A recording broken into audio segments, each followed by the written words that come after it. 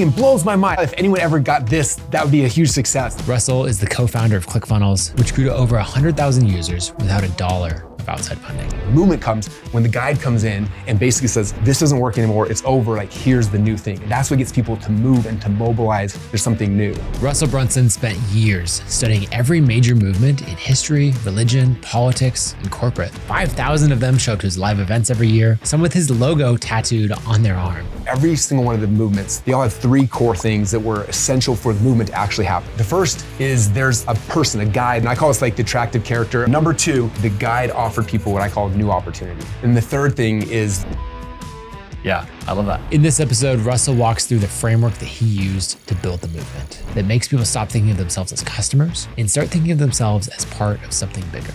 This is one of the things, like I wish that somebody would have told me this when I first got started in my business. If I could start from scratch now, I would not have. Russell, I'm so excited to have you on. I'm excited to be here too, man. All right, so we're going to teach you about how to turn followers into a movement. Give people a taste of what it's looked like in your life and business to build movements at scale. Yeah, so for me, it's funny. The first time I ever thought about this was before I launched my company, ClickFunnels. And I actually was at a network marketing event. And I was sitting in this room and there's like 5,000 or 6,000 people. And I was watching something that didn't make any sense to me. All these people were getting on stage and they're talking and they're crying. And I was kind of confused. I'm sitting here for like 3 days of this event, watching it, waiting for them to teach content. And none of that was happening. And the guy sitting next to me, his name is David Fry. David, he kind of nudged me. He's like, do you see what they're doing? I'm like, no, I have no idea what's happening here. And he's like, they didn't build a company, they built a movement. And I remember saying that, and I was like, it just clicked in my head. I was like, oh my gosh, like all these people here will feel part of this company. It wasn't like, there's me and there's this company. Like they felt like they were part of this thing. And about the times when we were building ClickFunnels, I remember thinking like, my company is software, which by itself, software is kind of boring. And like, yeah, it's like sterile. Yeah, maybe they're going to use it and it's a tool and they'll be happy about it. But I was like, I want to create what they did. How do you actually create a movement where, again, it's not my company or my software, but like this is our community, this is our software, like making it something bigger. And so I started trying to study like, okay, all the movements throughout time that had success, right? And I was looking at like religious movements and look at those, and I looked at like political movements. I looked at businesses and I looked at like really negative, like how did cults and like, things that normally I wouldn't have looked at, like how do they do it? And I started looking at it, and over time I saw like they all had a very similar pattern. And so when we started building ClickFunnels, I started like just doing some of these things. And so we'll map out what those things all are that had a big impact. And I look at, ClickFunnels now a decade later, like we've got, 100,000 plus people on our platform. We do events, we get 5,000, 6,000 people to show up, people showing up like with our logos tattooed. We got people going crazy, like people where it's like they're part of this thing, right? Yeah. They have their own names, they call themselves funnel hackers. And it's like, it's so much different than just like, I have a software company that you could use if you want to, And so for me, like my focus, I have a business partner that focuses on software, and I focus on like, how do we build this community and this tribe where people feel like they're part of what we're doing, not just a follower or an influencer. Like it's like something more special. So that's kind of what it is. And it's changed everything. We've made, built a huge company because of it, huge community, and had a chance to serve tons of people because of the movement. That's amazing. And so I think we make it relevant for someone who's maybe at like $500,000 a year in revenue and they're really earning an incredible living as an educator. Yeah. But then they're saying, hey, I want to take this to a much bigger scale. Like how do you think about that? Yeah, well, that's what this whole thing's about, because again, it's like, and I see this all the time, people that are creators or they're building courses or coaching or whatever, and it's like, it's almost like teacher student, like that's the relationship, right? Where it's like, I'm learning from this person. And the shifting from a movement is like, it's no longer like this relationship where I'm going to teach you something, but it's like you're part of this community. And you can think about like, I think everyone in their life, there's certain like movements that they're part of. Like I was a wrestler growing up, and there's definitely like, there's wrestlers, like this is who we are. And then, my faith, like we're these kind of people. And it's like, if you look at those areas of your life, think about how you look at it differently. Yes, there's my wrestling coach and these guys who I look up to in the wrestling world, but I'm a wrestler. That's who I am. This is my identity. And it's like, that's the shift. You don't want people looking at you as like, oh, this is just my coach or my educator, because eventually there's another coach that comes along or a different educator or something like that. And so you can make a good living, but when you start shifting this where like these become your people and it's your like bigger than that, that's when it gives you the ability to grow faster and better, not necessarily like by just buying ads, but by this community that grows organically because of who the people are. I love that. I'm in. Let's dive in. How do we? All right. What goes into this? You've got a pyramid here. We got a pyramid. This is not a pyramid scheme, I swear. But then we have a triangle. We have a triangle. It's just a triangle. Okay, so when I was going through all these things, again, I was studying all these different groups from religious movements to business and everything. When I started doing this, I started mapping out like the pattern, and I saw that every single one of the movements throughout time that we're aware of, that we can see and we can study, they all have three core things that were essential for the movement to actually happen. So the first one, if you want to draw the first one, the first is there's like a person, a guide, like there's, in my community. Can I just do a stick figure? Just make a stick figure, yes. Okay. I love stick figures. In my community, I call these the attractive character. So it's the person interacting with the audience, right? Okay. You don't see big movements that don't have a head. They're just not there. Like there's always, you look at Apple, there's Steve Jobs. Like we know who that person is. Like he's like someone we're looking at, we're following. Like there's always kind of that person. And so again, I call this like the attractive character or the guide or whatever you want to call it. And my guess is for most of the people who again are $500,000 a year in business, this is probably the core thing that we're actually really good at. Like I'm an influencer, I got a following, I'm a guide, I'm taking people on a journey, I'm helping them. And so that's kind of the first core element that all of them had.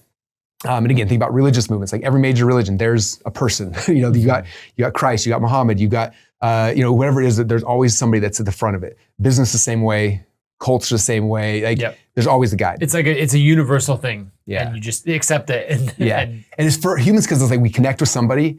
And so there's always like the leader of the movement. And usually the guide, like there's like, they have their origin story. There's things that like people connect with that like draw them and get people to kind of follow the guide.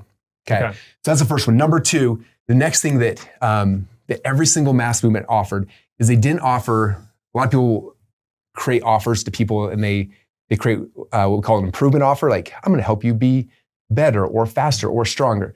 And no movement led with an improvement offer. Every single movement throughout time and history, the guide offered people what I call new opportunity. Okay. If you want to draw a little dude there and have him like holding out something like on a silver platter. So this is like probably the one that's the most confusing for people when I explain this, but it's like one of the most essentials. Like you think about Steve Jobs. When Steve Jobs came, he's building Apple. So he's the guide, everyone's following him. Yep. And this is a new opportunity? Yes, new opportunity. Like when he came out, he didn't come to his audience and be like, all right, everybody, I created a CD that doesn't hold 12 songs, it holds 50 songs. Like that would be an improvement offer. And people are like, okay. Instead he comes there, he gets in front of everybody, all the shareholders, the streaming and everyone. He's like, hey guys, this is a CD, it holds 12 things. He's like, we don't use it anymore. And out of his back pocket pulls out the iPod. Boom, you got 1,000. Like it's not a better version of CD, it's a completely new opportunity, right? Same thing with the phone when he did the iPhone. It was not like, this is a better phone. This is like, okay, this is all these things and it's a new opportunity. And so a lot of times, especially in the creator economy, a lot of times I see guides and they're trying to teach somebody like, here's a better way to do the thing. And I think one of the problems is that's how business was taught forever. Like when I was in college, I remember my business class, they're like, if you want to be successful, you got to just build a better mousetrap. Like that's what they taught everybody. Is it 10% better? Sweet, great. Yes, go and sell it. Yeah. But you look at movements are never created on that, right? In fact, one of the books, there's a book called The True Believer by Eric Hoffer, which is about mass movements. And he talked about how like, look at the way that governments and even businesses work. Like you started this level and you slowly start ascending up and you start moving to better positions over time. And he's like, that's not how movements are born. The movement comes when the guide comes in and basically says, this doesn't work anymore. It's over. Like, here's the new thing. And that's what gets people to move and to mobilize. There's something new. Like when we came to ClickFunnels and we launched it, I wasn't coming back and like, here's a better way to build a website. Here's a faster way to make a website. I was like, websites are the worst thing in the world. They're dead to me. Right. This is the future. It's called a funnel. It's like, what's a funnel? They don't even know what it is. And they plug in because people love new. They want that's what gets people to actually move. And you gave them the tagline and the wording and all of that, where someone said like, yeah, I'm going to build a website for mine. And like, someone in your community could be like, why website? Would you do that? No, that's so 5 years ago. Yeah. Like 8 tracks. I got an iPod now. Like, why would I do, like, that doesn't make any sense. Yeah. So those are the first two things. So there's the guide, there's new opportunity. And the third thing is the guide is always offering what's called a future-based cause. Okay. So yeah, if you have somebody there, we could have them preaching or actually just looking into the future, thinking about where they're going.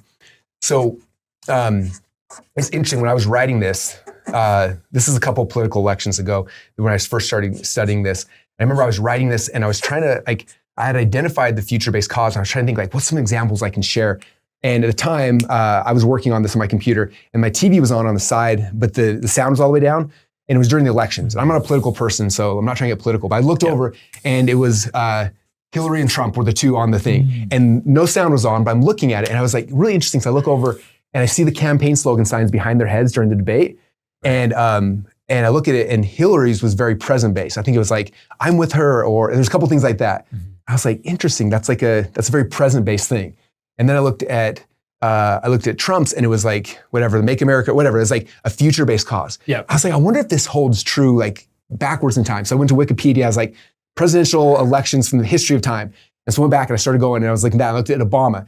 And Obama, his was change. I was talking about this future based cause versus. Right. Again, I'm not political. Who was he running against? Bush or whoever the other one was Yeah, now I can't even think. It shows how much we care about it. Flame us in the comments. We don't even know. But I found that one.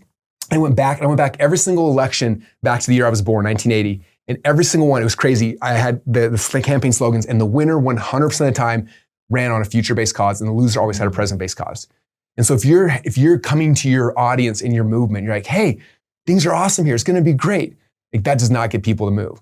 Right. It's this movement. This is where we're going. Painting a vision, casting a vision for people, and showing them what's possible, where they're going is the transition, right? When we started again launching ClickFunnels, the future-based cause I started talking about was helping people understand wherever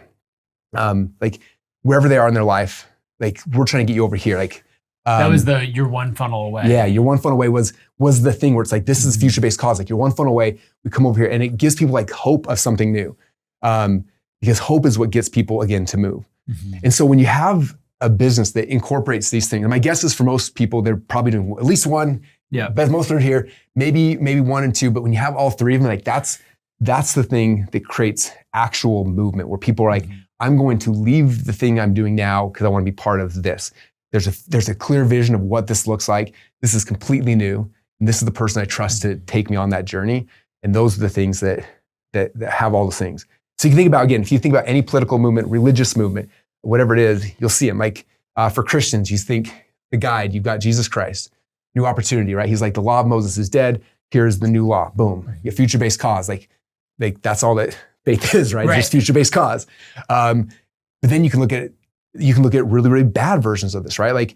Hitler in World War II, I was looking at that and you have Hitler, right? New opportunity. The German people are under oppression because of World War I, all these kind of things. Yep. And all the economic conditions and all that, it was prime for him to come in. And he didn't come in and hey, I'm going to make this a little better. We're going to try to lower the taxes. He was no, the Treaty of Versailles rips it up. We're changing everything. This is the new, and people rally behind this. Let's go. And it's this is where we're going. This is the future, and paints this vision, and people started moving. And so these things can be used really negatively or positively. Yeah, which is always it's kind a of very scary. Powerful tool. Yeah, and then we get to decide how we use it. Yeah. So when you're building your company, again, wherever you're at, it's okay, how do I start thinking about this differently? What's the language I'm going to use, but how I'm introducing my opportunity? It's even interesting because a new opportunity versus an improvement offer, a lot of times the product doesn't change, just how you position, how you talk about it, right? Because me saying ClickFunnels hey, it's a website builder. It is. Yeah. And it's cool, it's a better website builder. Right. The keyword I always say, if you tell something's improvement, if it has ER in it, better, faster, when you try to pitch somebody your product, it's better than you got an improvement offer. We're just solidly in the 10% better. Yeah. Or whatever. So it's all in just the positioning and how you frame it of no, this is actually a new opportunity. And this one seems takes the longest for people to figure out, but when you figure that out and you clicks, I always think about new opportunity. It's the difference of let's say I'm selling a car. It's here's a Ferrari or a Lamborghini. Those are all cars, even though they're different. New opportunities no, we're not going to drive there. We're going to jump in a plane. It's a new opportunity. It's a different way to get the end result that someone's trying to get. So that's the core pieces. Okay, so what we've got here, the guide, that's the key player in here. I think every creator has that. Mm-hmm. New opportunity, I want to dive into that, maybe with a specific example for a creator. And then I think the future-based cause is so important of what are people aspiring to? And that's where I am not a Trump fan at all, but you have to, from a marketing perspective, you have to look at Make America Great Again is such a good slogan. Which he stole from Reagan, which I didn't know that until I was going through. And that was Reagan's thing back in whatever it was. He literally, that was his thing. Well, that's the other thing, like the number of times that throughout history that someone is just like, that works. I know. If I was running for a politician, I would just look at the old ones like, oh, that was really good. Right. And you're like, oh, it looks like we're running on Teddy Roosevelt's platform. It worked before, it's going to work again. So if we make this really tangible for creators, what I'm thinking about is, does someone come to mind who implemented this, whether like maybe before they were an educator and they switched into the guide mentality, and does anyone come to mind that? Yeah. I thought of, there's two guys in my space, Ryan Lee and Brad Gibb, and they're financial planners. Okay. Which is I love those guys that they're listening. It's a boring business. Like, okay, then, and they're like, how do we turn this into a movement? So again, they became the guides. They became these experts, and they spent a lot of time developing themselves as that person, right? Future-based cause. So over here, they start thinking about like, what is the end result? Like, why does somebody get financial planning? Or why do they want to go and buy insurance, whatever that thing is, right? You think about like the end goal.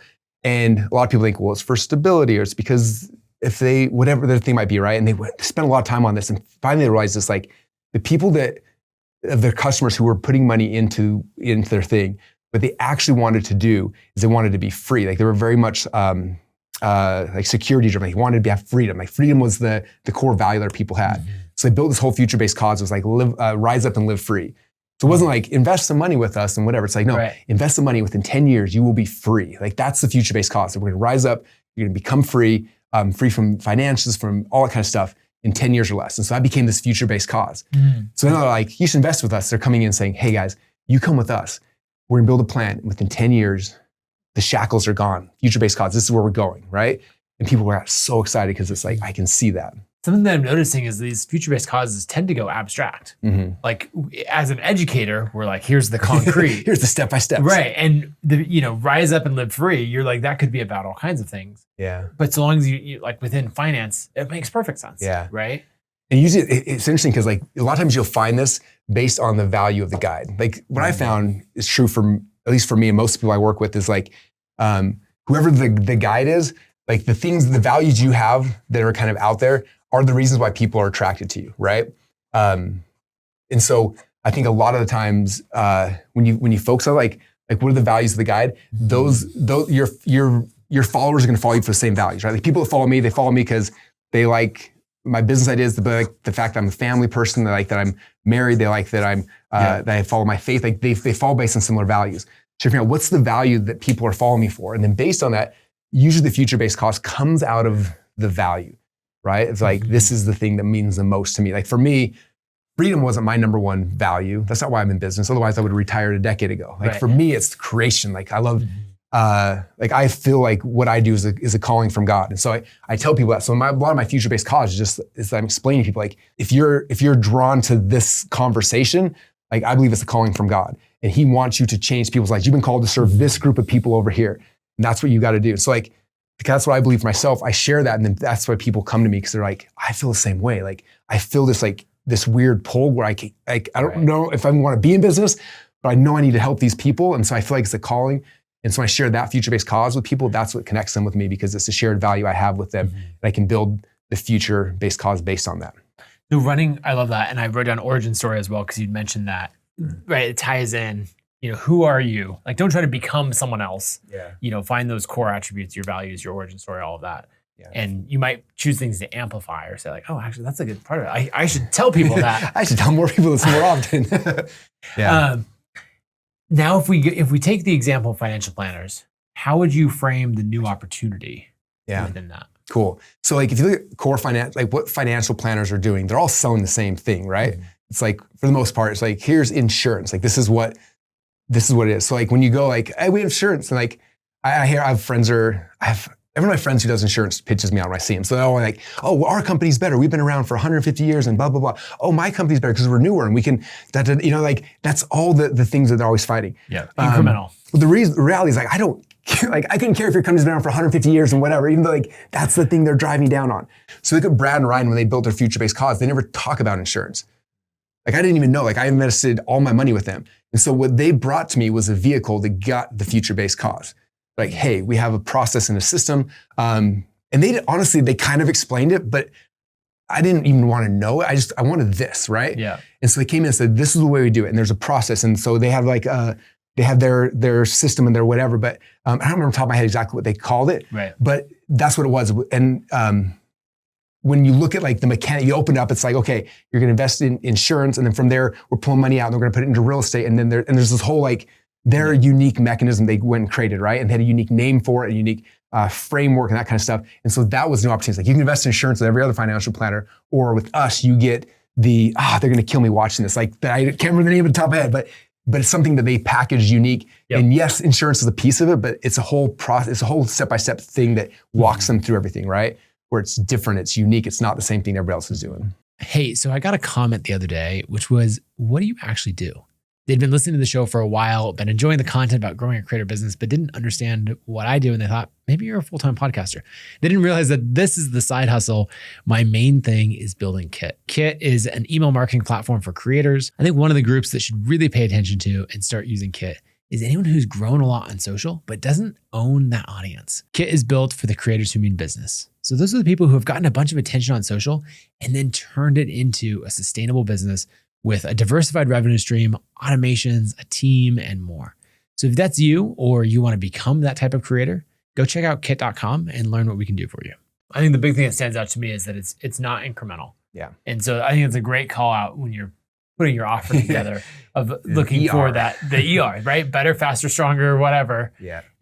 That's not what we're going for. Transformational. Yeah, for sure. Yeah, I like that. And those are the core pieces. And like I said, they're so simple when you hear them like that. It's really, really simple. But most people never talk about it. It's like they never share this stuff with people. They're just selling the better version of what everybody else is trying to make a better mousetrap. And so because of that, they get stuck at a couple $100,000 a year versus like, how do you get it where people plug in this and all of a sudden like they're sharing the future-based causes of the people. Yeah. Like, hey, I'm one funnel away. Hey, I'm going to rise up and live free. They're telling their friends like, hey, I met these guys and they're helping me to live free in 10 years. I'm going to be debt free. Right. Like that's the message that gets amplified, right? That's the one where they're to party with their friends and they're telling them like, oh, I met this guy, I'm following this guy and he's got this thing. And and like, that's what creates that, like the viral ripple, like the viral effect, whatever you want to call it, that it creates a movement. Because if you try to rely 100% on your own efforts to grow a movement, it's hard to grow. Right. If you try to do 100% based on ads, it's going to be really hard. It's like really identifying and figuring that out is then when people come in and then how do you make it spread? Move it. Yeah. Yeah.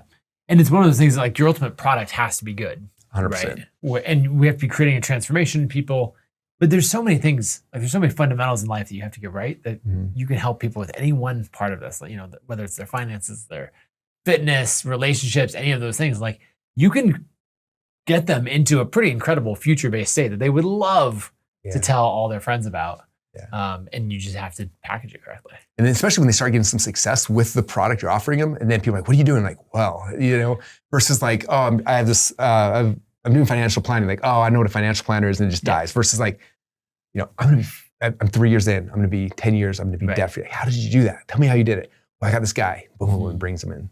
Yep, I like that. I'm going to put transformational here. That sounds good. Transformational is too long, so we went with transform. We're transforming. But that's a new opportunity. Okay, this is fantastic. Now you have other things drawn right here. Yes. We've got a podium, we've got a stair all step. Sorts of really cool stuff. Where are we going here? Okay. So again, this is the core like underlining premise of the entire thing. Like again, as I was studying stuff before we build ClickFunnels, I'm like, okay, these are the core things I'm going to be weaving in. But then there's like the tactical, like, well, how and where do these things start showing up, right? Okay, we both drawn doodles. Do you want to draw a dude right here? I'll draw a dude right here. All right, so we've got a customer right here. And not just any customer though. This is like your dream customer. So the dream customer is gonna have blue hair, I think. I like it. But this is one of the things, like I wish that somebody would have told me this when I first got started in my business. I remember I was probably 4 or 5 years into my business. And one morning I woke up, I was laying in bed. I remember laying there and I was like, oh, I wish I had a boss so they could fire me if I didn't go in the office today. But I didn't, it was me. Right. And I remember like driving to the office that day. I was like, why am I so miserable? And I was like, I don't love my customers. And what happens, I just created a product and started selling it. And then people started coming to do it. Because I didn't think about any of this stuff initially. And so like, people started buying it. And like the people who bought it weren't who I would have chosen to serve or to work with. And it was just like, it was such a horrible thing. And I remember because I was going through this whole process and I was like, if I could start from scratch now, like like I would not have picked these customers. And I think part of like the messaging I put out brought the wrong customers in. And so I remember getting the office that day and sitting there like who would my dream customer actually be? If I could pick that person, like if I could draw them out. And so I did something cool. I was like thinking about like, hey, if for the men I want to serve, like I was like, they used to be an athlete in a past life, but now they're like retired and they're looking for more. I'm looking for somebody who's driven, who's had some success and maybe coach somebody and he had that feeling of like he had some success and he wants to give back more. And like I listed all these different attributes. And I remember I went to Google Images and I typed in all of this, copy and pasted in and clicked submit, and all these faces popped up. I was scrolling through, I'm like, and there was this guy. I was like, that's the guy. I clicked on it and I printed it out and I wrote Mike on top of it and I put it on my wall. I'm like, there's Mike. I'm like, that's the guy I want to serve. And then I was like, who are the women I want to serve? And same thing. I was like, I made all these attributes, went to Google Images, posted in there, scrolled through, I found this picture and I was like, that's her. And I printed it out. I wrote Julie on the top and I pasted it. So I had Mike and Julie like my dream customers. And I knew what was important to them. And I was like, okay, I'm going to rebuild my business. So I just stopped talking to my dream customers. We didn't have any content. They'd already bought products. But I was just like, we're not buying more ads. We're not going to try. I'm going to build this new thing. And what was crazy that came from this exercise is like, I realized that everything I was selling right now, Mike and Julie would never have bought it. And I was like, the thing that I wanted to create, I was like, in fact, it was my first, not like a real book, my first book I put together. Yeah. I was like, I want to show people. The thing I want to geek out about is my split testing. I'm like, we split tested every page. I have so much cool data. And if I show my current customers, they'd be like, why are you showing me this? But I was like, Mike and Julie would freak out about that. So I took all my split tests that we found 108 different split tests that we had won. I put them in a book. And I sent an email to my existing customers. I'm like, who wants to buy this book? We sold like 3. I'm like, from like probably 60,000 subscribers. I was like, I'm like, well, I'm going to put it out there. And we started buying ads and going stuff. And what was crazy, because I created the bait that would get my dream customer and I started putting it out there, the people who started buying this book were different people. I didn't realize it at first. And I remember at the backside of that, we did an event. We had 100 people come to it. And I remember in the past, if I did events, I'd kind of hide in the back. So I was like, I don't know if I want to see I don't want to talk to these guys. This time I went out there and I was like, every one of these people I would hang out with, like they were like my dream customers. We're geeking out about these nerdy things. And it was like, those are my dream customers. And so I always lead with that because you can attract people easily. You put out the right message, you get the right people, but understanding that spend time figuring out like, who do you actually want to serve? Who's the person that like, even if you made $0, you would still wake up every morning pumped to serve them. And if you figure out that first, like that what makes all the rest of the stuff actually work. So the trap that I think you're talking about and that I see people fall into is they say, I have message number 1 and that brought in X number of people, and message number 2 and that brought in Y number, or X plus 10% or whatever. Yeah. So the second message is the better one. Yeah. And what you're saying is like, follow that to its logical conclusion. Are those the people that you want to be in a mastermind with? Yeah. Serving, like answering support tickets for, staying up late. Short. If you're serving the wrong people, it's not a happy existence. That's the thing. Someone asked me like, why I haven't sold Kit or why I don't want to. And I'm like, I get to spend all my time serving my dream customers, right? It's like, it's all of my favorite people, all these authors and creators, and like, just love hanging out with them. Yeah. But you can absolutely get into these other markets where there's plenty of people who have tried to buy Kit over the year, like tried to become a customer or have, and then they're like, okay, now you need to go build all of these things. And I'm like, I don't want to. And they might be like, there's great revenue there, but it's like, it's not compelling, and it would take us in a totally different direction. For sure. You even, off camera, you told me about a feature that you didn't want to build because you didn't believe in it for your customer. Like, even though everyone, like, it'd probably make you a ton more money, but you're like, that's not what my dream customer should not be doing that. I disagree with it. Therefore, you didn't do it, which is like super cool. But yeah, I love that. Okay, so we have the dream customer. Where do we go from there? So now I look at this, I think about, we talked about politics earlier, future-based cause, but I think about this, like, when you come out there and you become this guide who wants to go and speak to people, like, you're not the only voice. There's if you're in the weight loss industry, there's 500,000 people shouting from Instagram and YouTube, like from the top of their lungs, like campaigning for your dream customers. And so we just draw a person here like as if they're campaigning for the dream customers, and just realize that they're competing with a whole bunch of other people, right? And do they have a sign? Yes, they do need it. Let's give them a big old sign. Here's the sign. Their arm got long enough to hold the sign. I love it. I was thinking about this during political season because we both live in Boise. So like you drive down the street in Boise and you see all the signs are like the person's last name with the year. Yeah. I'm like I know what year it is. Who did you spend? Like, who did you hire? Like, please hire me. Like what is the future-based cause that's going to get this dream customer to move towards you, right? Right. What transformation are you creating? What new opportunity? All of this, and it's like, and your thing is like Barry 2026, and you're like, and there's like 40 different names down. I've been driving down. Like, I don't know what any of you guys believe. Like, what's in it for me? Like, oh, we could make so much money if we just became political marketers. Anyway, I kind of want to run for like a big political office just to win, but I don't want to do it. Like, okay, you can have it back. I just want to prove to you that marketing works. Okay, so here's the thing. And so when I started thinking about this with my business, right? When we started going after our dream customers. So for me, it's like these are impact, vision-driven entrepreneurs who feel called to change the lives of customers. Like that's who my dream customer is. When I looked at my avatar, that was the thing. So I'm like, what is the messaging that's going to cut through all the ways to get these people to come to me? And it comes back to some of these things here, right? It's like, it's a blend of like your future-based cause, your new opportunity. And I remember we didn't have this for a long time. And it was, I think it was our second or third event, our Funnel Hacking Live event. I was in ClickFunnels writing the headline for the event. And the way I write headlines, I look at swipe files of other people's headlines and stuff to just get ideas. And there's a guy, one of the legends in the advertising space named Gary Halbert. And he had this headline he wrote one time. It said, you're one sales letter away from being rich. I was like, oh, that feels really good. So I remember at the top of my the page, I was like, you're one funnel away from being rich. And I was like, yeah. And then I was like my dream customers, like, yeah, they probably want to make money, but most of them, like, that's not their driving force. Like, it's in pursuit of something else. Yeah, I would have got some people to come to me. So I like deleted that. I was like, we're one funnel away from more impact. And I was like, there's a segment that's the right thing, but some people maybe not. Like one funnel away from firing your boss, one funnel away. And I had all these different things I kept trying. I remember deleting them all. And then I was sitting there and the headline said one funnel away, ... And I was sitting here, I looked at it and I was like, oh, like that's my campaign slogan. If I was going to be campaigning for my dream customer, like you're one funnel away. Like what does that mean for you? Let them fill in the blank. Yeah, let them fill it in. And so that became my big rallying call. So one funnel. My handwriting is way worse than yours. That says one funnel away. One funnel away. I like it. But that became like the rallying call for all my people. Like you're one funnel away, and like and trying to get them to start coming to me and helping cast this future-based vision, right? Of like this is for you. It's like and again, depending on when my dream customers are coming to me, everyone's at a different time point in their timeline, right?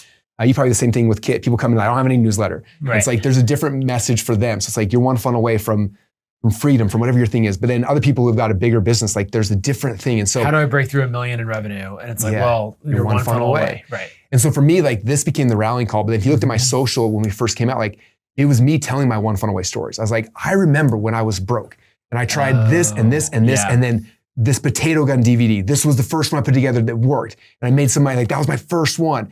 I shared that, and then the beginners who were like, oh, I've been in that same spot, and that one funnel away story resonates with them. But then a different reel or YouTube video, whatever, I'm telling a completely different story where I'm talking about like, hey, I was growing my company. We were stuck at $1 million a year for like 5 years in a row. I couldn't figure it out. And then we created this funnel. This is how we launched it. And we told it, and we went from 1 million to 10, right? And then there's a different segment of dream customers who hear that and they come in.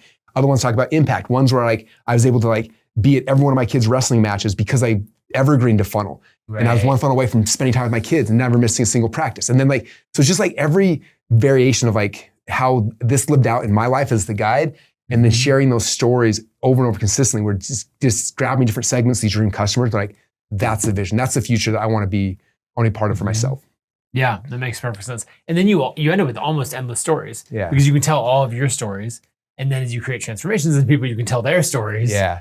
And you just keep coming back to that one thing. Yeah, it gets better. It's interesting. Like, I've had people tell me like, I don't have that many stories, or I'm gonna get bored after a little bit. And it's like the goal, like you said, is 100%. It's like there's value in you telling your stories, but there's way more value in you telling your customer stories. Yeah. And then there's even a third tier to that is like, so like for me, for example, it's like I've got 1 million stories of me building funnels. I stopped telling most of my stories back in the day because it gets annoying to keep in mind.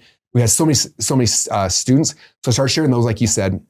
But what was interesting is like a good example is Brandon and Kaylin Poland. So they came into our world. They built a couple funnels to help women overcome weight loss. And in those funnels, I think at the time, before they sold the company, they had like 1.3 million women had joined their list. Wow. They had hundreds of thousands of success stories and things like that. And so then almost the stories I share, I wasn't just like Brandon and Kaylin, it was like the success stories of their students, of these people's lives were changed because they did, so it's like, it's going like 3 levels deep. And when you get there, it just keeps bringing more and more of these people into into your world. Well, we live in this world where like all the entrepreneurs that we're serving are people who may have started down the path of business because they're like, look, I need to create this transformation in my life. I would love to not be stressed about a mortgage or whatever else. Yeah. But they pretty quickly meet that bar. And then they're all about the transformation that we're creating. And so when your messaging is about that, and the future-based cause and all that, it's like, think of the impact that you could have on 10,000 people or more. Then everything gets so much more clear. And it's so much more compelling. It makes the business so much more fun. I was saying they come back versus like, what's the average ad copy for the next thing I got to write versus like, let's talk about these cool. Anyway, it's just. But I think that, so the thing that's most interesting to me about this is not only that it's, about the new opportunity and that new future, but that you actually made it way more compelling by making it more general, by letting people fill in their own things. Like if you were to go with probably a bunch of the political slogans, like going back to Trump or Reagan or whoever, right? Make America great, or it doesn't say anything about how. And it lets people fill in the blank, which is interesting from a marketing perspective. Almost always specificity or niches are better. And so this is an interesting place where it's like, actually specificity is not better. You could you cast the vision, but let them plug it in. I mean, I was thinking about that with, when the year that Obama won, his campaign was change. And it was the same thing. It's like everyone just wasn't happy where they are, which I don't think people are ever happy where they are. Like that thing was simple, but everyone had a version like, oh, I think when he wins, change means this, or I think it means this, or I think everyone had their version of what they thought change would mean, again, which is why he won. I think it's very similar here. It's like, if you were to ask every one of my clients, like what one funnel way meant to them, it was different, and probably different times of their life too. So the other thing that I noticed about it as a slogan is you don't outgrow it because you always want, like it's human nature. We want things to change. We want forward progress. And so, you're one funnel away from not being stressed about your mortgage. Well, 2 years from now, I might be one funnel away from actually being able to feel like I can be present at my kids' soccer games, right? And that goes from there. And also, it's like a big thing I think is like also living this yourself, because I told you we had some up and downs the last couple of years, and I rallied my team like last December. I was like, you guys, the message I've been preaching for the last decade of you one funnel, like so are we. Like we're one funnel from changing our future of what we are as a company. And I mentioned earlier, in January we launched a new challenge called the One Common Club Challenge, and that was a funnel, and it launched and it crushed. And it's like the first thing we've done, like we've had a lot of, again, funnels that we've been trying the last couple of years, and that one hit again. And I told my team afterwards, I was like, I told you guys, like we're one funnel away just like everybody else, like different levels, different scale, but it's like the exact same thing is true. And so like if you're living it, then I can go back to my audience that, and then like, oh, like we should rally and do it again, like remotivates them. So if you create something that you don't outlive, or it doesn't matter where in the continuum you are, it's still just as relevant. I love that. Okay, so where do we go from here? Okay, so people hear the rallying call of the leader, they decide to come and follow you. The first thing you got to do after somebody comes into your world is you have to give them an identity shift. So let's draw a little person here. I can draw a blue cape on him. Okay. What's this person doing? This person's looking in this direction. How do you make stick figures look a direction? Well, I tried on the other sheet, and I wasn't sure that it, That's pretty cool. That'll work. And I'll give him a huge old cape. I like it. They're flying. And then this was our leader, so I'll label that. Okay. Cool. And this you label identity shift? Yeah. Okay. We'll go. So this is our dream customer. So the dream customer heard your message, followed the leader. And this is what people do is like, you get somebody, here's a message, they come on Instagram, they follow you, and then you kind of let them go. Yep. And then you're like, now they're going to follow me passively for a long time. Maybe they'll buy something somewhere in the future. What we try to do is after someone comes into our world, it's like, how do we give them an actual identity shift? And there's so much behind this. We go deep in the psychology of it. But the biggest thing is like, you can shift their identity. This is what I mentioned earlier, like, I don't want them thinking that this is my business and their customer, but I want them thinking that this is us. This is who we are. And so this is something I kind of stumbled upon. The very first webinar I did to sell ClickFunnels, I created a framework called funnel hacking. And I was like, here's the funnel hacking. And I kind of showed this thing. And then what was crazy is in the comments after the event, people would start doing it. And then they'd go in our Facebook group and they're like, what's up, funnel hackers? Hey, I'm funnel hacking. And they started like, that was the word they started using first. I was like, oh, that's kind of catchy. and they started calling themselves funnel hackers. And so then I went immediately and I had my designer make a t-shirt that said funnel hacker. Right. And had 3 dots underneath it. And so I wore the shirt and on Facebook Live and people were freaking out like, I want a funnel hacker shirt. So like we started shipping them out to people. And then I was like, wait a minute. I was like, what if everybody who came into our world, we almost like a superhero, like superhero puts on a cape. Like how do we make it so it's like they're coming in normal as one person. We get them to put on a cape where they're identifying with this thing that's bigger than them. And so we had it set up when someone joined a ClickFunnels account, we'd ship them all a t-shirt. Well, so I remember something specific. I've gone through your onboarding and what I remember, because from a software perspective, I'm trying to study everybody, right? Yeah. It would be if you went through the onboarding and completed these specific onboarding steps, then you got a t-shirt. And so it was like, it was almost in the identity shift, like you made them do work. Yeah. And now it was work that would make them successful, create this new opportunity, adopt the product, like all of those things. Yeah. But it was like, oh man, I earned that. I didn't get that for free. I earned the shirt. Yeah. Yeah, exactly. And it was such a big thing. And so we shipped the shirts out. And I remember we did it for 2 or 3 months, and it gets expensive because you're printing a shirt, shipping it. Yeah. And they didn't pay for it. They had to set up a trial, but we're sending them out a shirt. I remember my accountant's like, oh, he's like, you know how they are. Like, oh, this is just like wasting money. Why are we doing this? This is so stupid. These founders. Yeah. And I was about to cancel it. And I remember somebody, I don't know who it was. I wish I could go back a decade and find it, but they sent me a message. And it was this guy. And he's like, I joined ClickFunnels, whatever, 3 or 4 months ago. He's like, I've never logged into the software. But he's like, I got the t-shirt. And I feel like I'm part of this tribe and this community. And he's like, I'm never going to cancel because like, this is who I am now. And I remember I was like, oh my gosh, like that's so interesting, right? So I was like, no, keep on shipping him. And I think we've shipped, I don't know, probably close to, I don't know, half a million or more shirts we've shipped out. Wow. I get pictures of people all the time who are like, my friend's like, I'm in Bali and there's some dude riding a bike wearing a funnel hacker shirt, and they send me a picture. I'm at the gym in Dubai and there's 3 funnel people walking around. It's like, I'm on a plane. And so like, you give it in this like literally like a uniform. Now, a couple of things we learned. So I started sharing this with my dream customers when they were in it.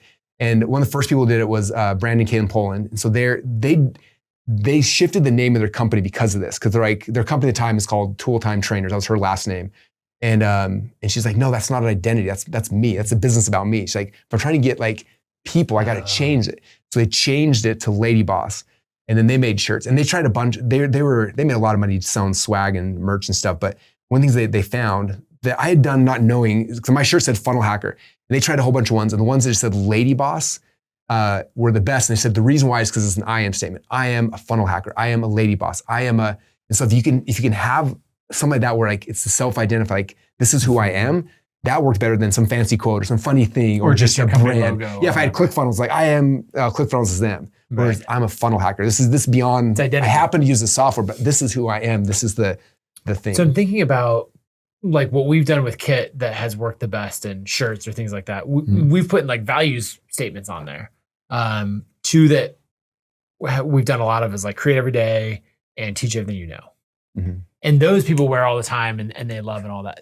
We have not done anything related to like a Kit creator is not branded in some way. Creator is the term we use the most, but that's universal. That's not specific to Kit. Yeah. So maybe first, like how important is it to have that I am identity statement? I think it's big. I mean, I look at even the other businesses we're launching, like we have a bootstrap business. It's like bootstrappers. We have a personal development business, and they call themselves the round pegs and the square holes. Like it's things like that where they can self-identify with like, this is who I am. You know what I mean? Yeah. So in that, like we've done a lot with the phrase, I am a creator, especially back like 2018, 2019, when that wasn't a common phrase. Now I feel like it's so common that it's not ownable. Yeah. I don't know. Does anything come to mind of like, you should run something like a survey to your audience and get them even like, hey guys, what would you call yourselves that's different? Again, I always think about, if some are easy because like bootstrap to bootstrappers is an easy one. Right. Funnel hackers was more like, the community drove it. Round pegs and square holes is I just heard that quote. Steve Jobs did not make that quote, but everyone thinks he did it because it was the Mac commercial, round pegs and square hole. We had one of our, for our hiring coaching program, one of our guys gave a testimonial on video. And I remember he was talking about it and he's like, He's like, this program is not easy. It's hard. He's like, but if you're one of the 1% crazies, this is perfect for you. And I was like, 1% crazies. So our identity for our coaching program is a 1% crazy. So everyone gets the t-shirts that says 1% crazies. And they're all like, we're the crazies. And it came from just a testimonial from a member who said something. And that phrase was like, I am one of the 1% But again, crazies. it's identity based. Like the round peg, square hole, it's an identity based thing. So always looking for that. Makes sense. Seth Godin has this line where he talks about in your tribe, right? Movement, tribe, all of that. It's people like us do things like this. And so it's like, okay, well, what's what are the common traits? And I think for our audience with kids, our customers are the people who are deeply invested in their community, right? They're building valuable businesses, and it's not just valuable for them and their family, but it's like, we're creating a business that provides real tangible value. Like we're investing in our audience. So it'd be finding something like that's not it, but finding something that can play on the identity there. You never know what's going to come up. Like big part is like going back to your dream audience. And again, the testimony of the guy saying that's just like, oh, like your people already feel that identity. I was telling you before, I heard a YouTube video this weekend where the guy was like, my kit newsletters, like he's already identified. It's not an email newsletter. It's not his newsletter. It's his kit newsletter. Like your people are already identifying with you. I would just like listen to what they're saying and try to find something that can turn to an I am, boom. And then it becomes an identity. And then you wrap it in, like our event's called Funnel Hacking Live. It's where funnel hackers come together. You're reinforcing all these points. Yeah, it keeps coming back together. And then you come to Funnel Hacking Live, and like, again, there's so much swag that we give away. Like every presentation I give, there's a t-shirt that goes with it. That's an identity thing. Like we did a whole thing about building funnels, and we get that, again, I build funnels shirt. So it's like, boom, I build funnels. And we did, when we released our email marketing stuff, we called them follow-up funnels. Like I build follow-up funnels, and people are like, I build follow-up funnels. And so like, it's always like trying to like reinforce the identity and the sub-identities.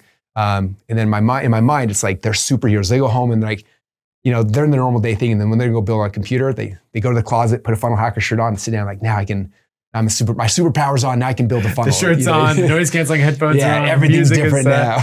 I love it. So they made that identity shift. Yeah. Now we've got stairs. Like where are they going? Yes. What's up the stairs? Okay, so this was interesting. So people came to our community, they started doing this, they became funnel hackers. We did a couple events. And then with people, especially like people that are plugging into a movement, the future-based cause, like it needs to become tangible, right? There's a quote from Napoleon Bonaparte that says something like people will, what's the quote? Something about people would give their entire life for a scrap of ribbon. Like they want an award, they want something, right? And so our third big event, we were doing this. And I remember actually I did a podcast interview with a guy who was, he'd been in the music industry before. And so he's like talking to his desk, and behind him, he's got all these like records on the wall. I was like, oh, that's so cool. Like, he's like, yeah, this is for my, I don't know, Emmy, Grammy. This album went platinum, that one. Yeah. I was like, this is so cool. I remember thinking in my head, I was like, it's not fair that like there's something for every profession, there's awards, but in entrepreneurship, there's nothing. I was like, I wish we had an award. I want a record. And then I was like, what if we created something? And anyway, came with the name 2 Comma Club, because way back there was a newsletter I was subscribed to like 20 years ago called the 2 Comma Club. I found that dude and I was like, hey, can I buy your domain from you? And he hadn't been publishing. So yes, I bought the domain from him. We trademarked it. And then I was like, hey, let's figure out how to get records built. And we called it 2 Comma Club. So 2 commas in $1 million. So someone passes $1 million, let's give them this record. And at first I didn't really know what was going to happen from that. And I didn't know if anyone on our platform had even done it yet. Like I was like, I have no idea. So my partner Dave at the time, I was like, hey, go through the database and find out like how many people have processed over $1 million on ClickFunnels and let me know. So it took him a day or two to come back. He came back, he's like 79. What? Like, that blew my mind. I thought maybe there'd be 3 or 4, but like 79. I was like, that's a big deal. So our event was coming up. So we called all 79 people and we're like, hey, you give me a Funnel Hacking Live? Like, no, like you have to come. We have something for you. Like, okay. So these people all came. And then before the very first, on day 2 or whatever the event, I was like, hey, we have something special we want to do. No one knows about this yet. And I pulled out this award. Boom, a big old record with 2 commas in it. And I was like, this is like, for us entrepreneurs, like something to strive towards. This looks like, and I kind of told the story behind it. Because for me, like when I got started in business, there was this guy named John Reese who had made $1 million in a day. And that North Star for me to move towards, like, he made $1 million in a day. If I can make $1 million in a year, Right. It gave me belief it would happen. If you can do it in a day, I can do it in a year. Yeah. And I mean, there's so many examples where someone shares their numbers in a way and you're like, I can it's like frame breaking. I had no idea that was possible. Yeah. So we did an event, and so we bring out this award, boom, 2 commas on it. Yep. And I was like, just so you guys know, there's 79 people in this room that have won it. Everyone's like, wait, what? And then we call the first person's name, and he gets up and he comes out, and it's like their peer sitting next to him, and they see someone come up, and they're like, what? We give the first one, I get a picture with him. And the next person, we do it. And it took us like, I don't know, an hour and a half to do this. I thought people were gonna just like wander away. Nobody budged. They were all sitting there. And for the entire time, do these awards, and people are freaking out. And because if you're in a room of, what was it, like 1,000 people? Yeah, I think 1,500 people or so. 1,500 people, and like you're like one at a time. So the person who's sitting in front of me. Oh, the person who's 2 rows over. You're like, wait, you as well? Yeah. So our audience had all of a sudden, like, everyone had this belief, like, oh my gosh, it's not just Russell on stage or the speakers on stage. Like my peers are actually doing this too. And I asked people afterwards, I was like, what was that like for you? And they're like, all I could, like the whole time I'm sitting there, I'm like, next year I'm gonna be on the stage. Next year I'm gonna be on the stage. And sure, a year later we do this again, and like 350 people won it. Next year was like another, and to this point we're like 7 or 8 years into this. About once a day, somebody wins a 2 Comma Club award. And it's just like, it keeps happening. And people tell me like, I didn't use your competitor because I want to win that award. Like that means something to me. Right. And so for anyone who's not following, the two commas is when you get enough figures in there, right? It's a 1 followed by a comma, 3 digits, comma, another comma, 2 commas. And so, if you built a 1 comma business, congratulations, you're somewhere between $1,000 and $9,000. Yeah. Right. But 2 commas means you broke $1 million, which has got to be this insane, people are like, I can earn a living, but like I could never do that. Yeah. And now you're saying it's happening like almost every day. And I could see it, the dream customer is like, I want that. The person who's on the journey who's like, oh, this is hard. Let me keep going because I want it. The person who's in the middle of it who says, actually, I'm going to switch to a competitor and do something else. And they're like, but I'm at $800,000. I really want that award. I go win that award. And what's interesting too is like, I always joke about this, but people are like, so what's your role at ClickFunnels? I'm like, I'm the belief cheerleader. Because if, you know how it is, if someone believes that they can do something, they usually do it. The hard thing is like, oh, it doesn't work for me. And like the belief. Right. And so like this for me became the belief engine where people are like, they see like, every event, we're doing another event in 5 months from now. And the only reason I do the event, because we canceled our event, but I'm doing an event just for these guys so they can come and get their awards. Because it's like, it means so much to them and people see it and our community sees it. And it's like, I can do this. And they double down and redouble down and keep going. And so that's what this is. Now I got a couple stairs here. Okay. Because what happens after 2 or 3 years, everyone's getting this. And then all the people like, they won 1 and 2 and 3. And then they're like the future's gone now. Like they accomplished it. And they're kind of like, well, what do we do now? I was like, well, what happens when you get past 10 million? I was like, the Roman numbers X. And so we made it the next award and we called it 2 Comma Club X, and there's a big X in it. And so they're like, oh, they all freaked out again. Everyone, they double down. And then the first year we opened this award, we had 17 people. Next year was like 35 people. And just, it gave them, again, the next thing to start chasing, to go for that little scrap of ribbon. Because all these people started sending to there. And then the next year we had people, they got multiple of these, like, what's the next thing? So then we made a big one that was like, there's 4 records. And each record counts as 25. We just put them together, it's 100. Okay. And so then they went there. So people kept going, and we've got tons of people now that have won. I think we're like 3,500 that have won this. Anyway, it kind of goes up through there. I love the idea of always having something that you've got to, move towards and all of that. How many people have won the big one? The big one. You'll see it in the background of all their videos because they always want to show it up. Yeah. So again, they get the big one, they get the first record. So 25, they get the first one. Then every time they get another record, until it fills it. Yeah, because I was like, this is a big jump from here to here. Right. And so we did that. 10 to 100. So you can tell if you see it on someone's video, look at the back, how many records are actually in there, where they're at. But people that qualified for the first version, I think it's like 70 or so people that have gotten that. Right. So it blows my mind. I thought if anyone ever got this, that would be a huge success. And people grow with you because they're part of this whole thing. So okay, so I'm going to put milestone awards up here. Yeah. So think about that, your version. Like, what do you have? Like, you're taking people on this journey, this future-based cause. Like, what are the milestones that get them to where they're going? We do the same thing. We have a certification program. When we sold the certification, did okay. When we shifted and we started building this path of like, all right, in fact, we have a 1 Comma Club award for certified people. And then we've got a bronze badge, and we have a silver badge, and we have all these different things.